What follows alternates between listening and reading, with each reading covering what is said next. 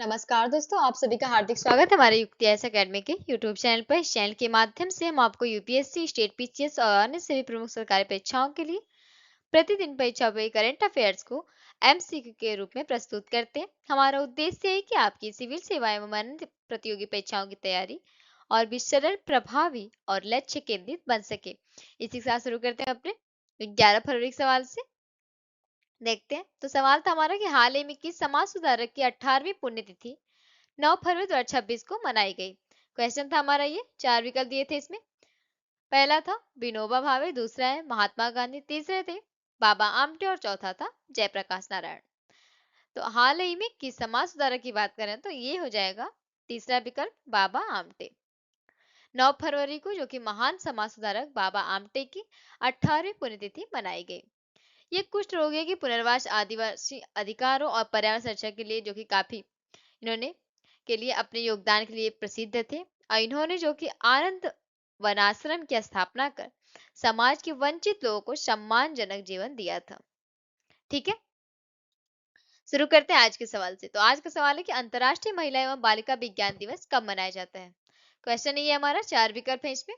8 मार्च, 11 फरवरी, 15 मार्च या 24 जनवरी। तो अंतर्राष्ट्रीय महिला एवं बालिका विज्ञान दिवस की बात करें तो 11 फरवरी। ठीक है, सही विकल्प हो जाएगा यहाँ से। इसे संयुक्त राष्ट्र द्वारा जो कि घोषित किया गया था। इसका उद्देश्य है कि विज्ञान, तकनीक, इंजीनियरिंग और गणित क्षेत्रों में महिलाओं और लड़कियों की बराबरी भागीदारी बढ़ाना, क्योंकि आज भी इन क्षेत्रों में पुरुषों की तुलना में अगर देखें तो महिलाओं की संख्या काफी कम है। ठीक है, तो इन दोनों को बराबर करने के लिए किया गया ये। अगला प्रश्न है, एशियाई शूटिंग चैंपियनशिप में 25 मीटर पिस्टल में रजत पदक किसने जीता।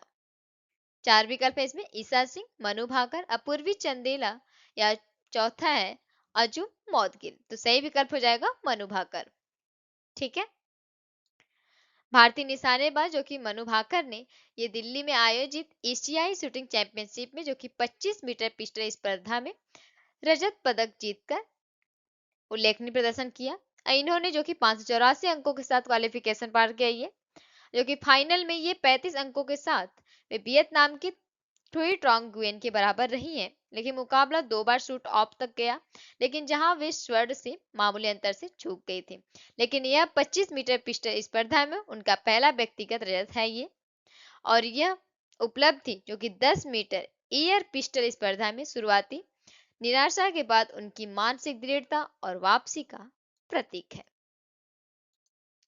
अगला प्रश्न है, लखपति दीदियों की सरस आजीविका मेले का आयोजन हाल ही में किस शहर में किया जा रहा है। क्वेश्चन ये हमारा, चार विकल्प है, नई दिल्ली, जयपुर, गुरुग्राम या लखनऊ। तो इसमें सही विकल्प हो जाएगा गुरुग्राम। लखपति दीदियों के सरस आजीविका मेले का आयोजन जो कि हरियाणा के गुरुग्राम में किया जा रहा है। और यह मेला ग्रामीण स्वयं जो कि महिला स्वयं सहायता समूह द्वारा बनाए गए उत्पादों को राष्ट्रीय स्तर पर मंच प्रदान करता है। ठीक है, आयोजन के उद्देश्य की बात करें तो ये महिला सशक्तिकरण, आत्मनिर्भरता और ग्रामीण आजीविका को बढ़ावा देना। इस मेले में देश भर की लखपति दीदियां अपने हस्तशिल्प मतलब हाथों से बनी हुई चीजें, खाद्य उत्पाद, वस्त्र और अन्य पारंपरिक वस्तुओं का प्रदर्शन व बिक्री करती हैं। और यह पहल जो कि ग्रामीण महिलाओं की आर्थिक स्थिति सुदृढ़ करने और उन्हें राष्ट्रीय बाजार से जोड़ने की दिशा में जो कि एक महत्वपूर्ण कदम है। बात करते हैं अगले प्रश्न की। तो अगला प्रश्न है कि जर्मनी के नूर्नबर्ग में आयोजित BIOFACH व्यापार मेले में कंट्री ऑफ द ईयर सम्मान किस देश को प्रदान किया गया। क्वेश्चन है ये, चार विकल्प दिए इसमें, देखते हैं। जिसमें से है पहला फ्रांस, दूसरा है भारत, तीसरा है ब्राजील और चौथा है ऑस्ट्रेलिया। तो इसमें सही विकल्प हो जाएगा भारत। ठीक है, जर्मनी के नूर्नबर्ग में जो कि आयोजित विश्व के प्रमुख जैविक उत्पाद व्यापार मेले में BIOFACH में भारत को कंट्री ऑफ द ईयर सम्मान से नवाजा गया है। ठीक है, इस मेले में भारत की भागीदारी जो कि कृषि प्रसंस्कृत खाद्य उत्पाद निर्यात विकास प्राधिकरण मतलब अपेडा के माध्यम से, ठीक है, अपेडा के माध्यम से हुई है। और यहाँ जो कि भारतीय पवेलियन लगभग 1074 वर्ग मीटर क्षेत्र में स्थापित किया गया, जिसमें 60 से अधिक सह प्रदर्शकों ने भाग लिया है इसमें। वही चावल, मसाले, दालें जैसे जड़ी बूटियां, तिलहन, ये सभी आवश्यक तेल जैसे जैविक उत्पादों का प्रदर्शन किया गया यहाँ। और 20 से अधिक राज्यों और केंद्र शासित प्रदेशों की भागीदारी ने जो कि भारत की कृषि विविधता और वैश्विक जैव बाजार में उसकी मजबूत स्थिति को प्रदर्शित किया। ठीक है, बात करते हैं भारत संबंधित कुछ और पॉइंट। जैसे भारत 95 देशों को जोड़कर पहले वैश्विक बिग कैट शिखर सम्मेलन की मेजबानी करेगा। वहीं भारत ने महिला सशक्तिकरण को बढ़ावा देने हेतु राष्ट्रीय स्तर पर लखपति का पहल विस्तार किया। वहीं भारत ने डिजिटल भुगतान लेन देन में वैश्विक स्तर पर शीर्ष स्थान बनाए रखा और वैज्ञानिकों ने जो कि धूप से चलने वाला स्वतः चार्जिंग ऊर्जा उपकरण विकसित किया। और भारत ने स्वदेशी हाइपरसोनिक तकनीक के सफल परीक्षण के साथ रक्षा क्षमता को और मजबूत किया। वहीं भारत दुनिया का सबसे बड़ा FG सब्सक्राइबर बेस देश बन गया है और ब्रिक्स 2026 शिखर सम्मेलन की मेजबानी भी भारत करेगा।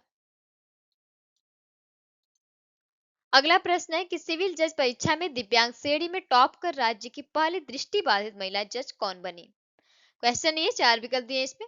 श्रेया नाथन, थान्या नाथन सिंह, ईशा सिंह या अंजलि मेनन। तो सही विकल्प हो जाएगा थान्या नाथन सिंह। ये 24 वर्षीय दृष्टिबाधित वकील जो कि केरल के वकील थान्या नाथन सिंह ने सिविल जज मतलब जूनियर डिवीजन परीक्षा में दिव्यांग बेंचमार्क विकलांगता श्रेणी में प्रथम स्थान प्राप्त का इतिहास रचा है और ये केरल की जो कि पहली पूर्ण दृष्टिबाधित महिला जज बनने जा रही है। ठीक है, इन्होंने ब्रेल लिपि और स्क्रीन रीडर तकनीक की सहायता से अपनी कानूनी पढ़ाई पूरी की है और यह उपलब्धि जो कि न्यायपालिका में समावेशिता और समान अवसरों की दिशा में जो कि एक महत्वपूर्ण कदम माना जा रहा है। बात करते हैं इसकी कैपिटल की। तो यहाँ की कैपिटल है तिरुवनंतपुरम, CM है पिनाराई विजयन और गवर्नर जो कि यहाँ के गवर्नर हैं राजेंद्र अर्लेकर। ठीक है, यहाँ पे इसकी कैपिटल है मैप में। कुछ और पॉइंट देखें जैसे पेरियार वन्य जीव अभ्यारण्य यहीं पर है, साइलेंट वैली नेशनल पार्क, ठीक है, एराविकुलम राष्ट्रीय उद्यान जो कि नीलगिरी तहर लहर के लिए प्रसिद्ध है यहाँ के। वहीं केरल भारत का जो कि सबसे अधिक साक्षरता वाला राज्य है माना जाता है ये और जो कि मानव विकास सूचकांक की बात करें तो में अग्रणी राज्यों में शामिल है ये। और यहाँ रबर नारियल मसालों का प्रमुख जो कि उत्पादक केरल को कहा जाता है। यहाँ के प्रसिद्ध बैकवाटर क्षेत्र की बात करें तो अलप्पुआ झा, ठीक है, अलुप्पा झा जो कि यहाँ का प्रसिद्ध बैकवाटर क्षेत्र है और ये पश्चिम घाट का बड़ा हिस्सा जो कि केरल में ही स्थित है। बात करते हैं केरल से संबंधित कुछ और पॉइंट। जैसे केरल ने बैसिलस सबटिलिसी को आधिकारिक रूप से अपना राज्य सूक्ष्म जीव घोषित किया। व्यावसायिक इलेक्ट्रिक बसें अपनाने में केरल सबसे आगे रहा है। वहीं केरल ने अनिवासी मतदाताओं के सत्यापन के लिए ईरोनेट लॉन्च किया। केरल में जैव विविधता संरक्षण हेतु सामुदायिक आधारित ग्रीन कॉरिडोर परियोजना शुरू की गई। वहीं केरल में सौर ऊर्जा आधारित फिशिंग हार्बर परियोजना शुरू की गई। यहाँ की पुलिस ने जो कि साइबर अपराध रोकथाम के लिए विशेष साइबर कमांड सेंटर स्थापित किया। ठीक है, ये कुछ पॉइंट थे केरल से। अगला प्रश्न है कि सिटी यूनियन बैंक के नए MD और CEO के रूप में किसे नियुक्त किया गया? क्वेश्चन है ये 4 विकल्प दिए इसमें। Doctor N Kamakoti, R Vijay Anand, Rajneesh Kumar या के सतीश। तो इसमें सही विकल्प हो जाएगा R विजय आनंद। इनको सिटी यूनियन बैंक का नया MD एवं CEO नियुक्त किया गया है। ये वर्तमान CEO डॉक्टर N कामकोटी के स्थान पे आ रहे हैं और ये नियुक्ति जो कि उनकी नियुक्ति को भारतीय रिजर्व बैंक ने स्वीकृति प्रदान की है और ये 1 मई से 3 वर्ष की अवधि के लिए कार्यभार संभालेंगे। इससे पहले ये बैंक में कार्य अधिकारी निदेशक के रूप में कार्यरत थे। ठीक है, बात करते हैं इनसे संबंधित कुछ और नियुक्तियां। जैसे इंड बैंक के अध्यक्ष और स्वतंत्र निदेशक के रूप में अरिजीत बसु को नियुक्त किया। ठीक है, नियुक्त किया गया इन्हें। वहीं नीति आयोग के उपाध्यक्ष के रूप में सुमन बेरी कार्यरत है। HDFC बैंक के MD और CEO के रूप में देखें तो शशिधर जगदीशन, ठीक है, ये कार्यरत है वहां। टाटा सन्स के चेयरमैन के रूप में N चंद्रशेखर कार्यरत है। ओलंपिक काउंसिल ऑफ एशिया का अध्यक्ष जो कि शेख जवान बिन हमद अल थानी को चुना गया है। ठीक है, वहीं टाटा कम्युनिकेशन ने गणेश लक्ष्मी नारायण को MD और CEO के रूप में नियुक्त किया। अजय बंगा जो कि विश्व बैंक का अध्यक्ष नियुक्त किया गया है। अमेलिया वालवर्डे की बात करें तो ये भारतीय महिला फुटबॉल टीम का कोच नियुक्त किया गया। वहीं कैजा भरूचा को एचडीएफसी बैंक के पूर्णकालिक निदेशक के रूप में नियुक्त किया गया। ये कुछ नियुक्तियां थी। अगला प्रश्न है, भारत और ग्रीस ने हाल ही में 5 वर्षीय रोड मैप के तहत किस क्षेत्र में सहयोग बढ़ाने के लिए संयुक्त आशय घोषणा पत्र पर हस्ताक्षर किए? क्वेश्चन ये 4 विकल्प दिए इसमें। कृषि एवं खाद्य प्रसंस्करण सहयोग, रक्षा औद्योगिक और सैन्य सहयोग, शिक्षा एवं छात्र विनिमय कार्यक्रम या पर्यटन और सांस्कृतिक आदान प्रदान। तो इसमें सही विकल्प हो जाएगा ऑप्शन 2। भारत और ग्रीस ने जो कि अपने रक्षा संबंधों को मजबूत करने के लिए एक महत्वपूर्ण समझौते पर हस्ताक्षर किया। इसका उद्देश्य है कि दोनों देशों के रक्षा उद्योग के बीच सहयोग बढ़ाना और 5 साल की योजना के तहत रक्षा उपकरणों का संयुक्त विकास और उत्पादन किया जाएगा इसमें। इससे क्या है कि आत्मनिर्भर भारत को बढ़ावा मिलेगा और आयात पर निर्भरता कम होगी। दोनों देश सैन्य अभ्यास और समुद्री सुरक्षा में भी साथ काम कर सकेंगे। अगला प्रश्न है, लखपति बिटिया योजना किस राज्य सरकार द्वारा शुरू की गई? क्वेश्चन नहीं है, 4 विकल्प दिए इसमें। हरियाणा सरकार, उत्तर प्रदेश सरकार, दिल्ली सरकार या राजस्थान सरकार। तो इसमें सही विकल्प हो जाएगा दिल्ली सरकार। लखपति बिटिया योजना जो कि दिल्ली सरकार द्वारा शुरू की गई है। इस योजना के उद्देश्य की बात करें तो ये बेटियों की पढ़ाई के लिए आर्थिक सहायता प्रदान करना, ये इसके उद्देश्य है, जिसमें जन्म से लेकर स्नातक तक सभी पैसे किस्तों में दिए जाएंगे और पढ़ाई करने पर कुल राशि पूरी करने पर कुल राशि 1 लाख से अधिक हो सकती है। ठीक है। अगला प्रश्न, एडीबी ने ब्रह्मपुत्र के किनारे बाढ़ प्रबंधन के लिए कितने मिलियन डॉलर का अतिरिक्त ऋण मंजूर किया?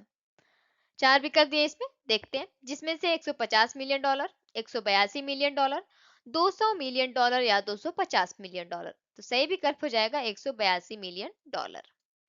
ठीक है। एडीबी मतलब एशियाई विकास बैंक ने असम में जो कि बाढ़ और नदी कटाव की समस्या से निपटने के लिए ये जो कि इतने मिलियन डॉलर देने की मंजूरी की है, 182 मिलियन।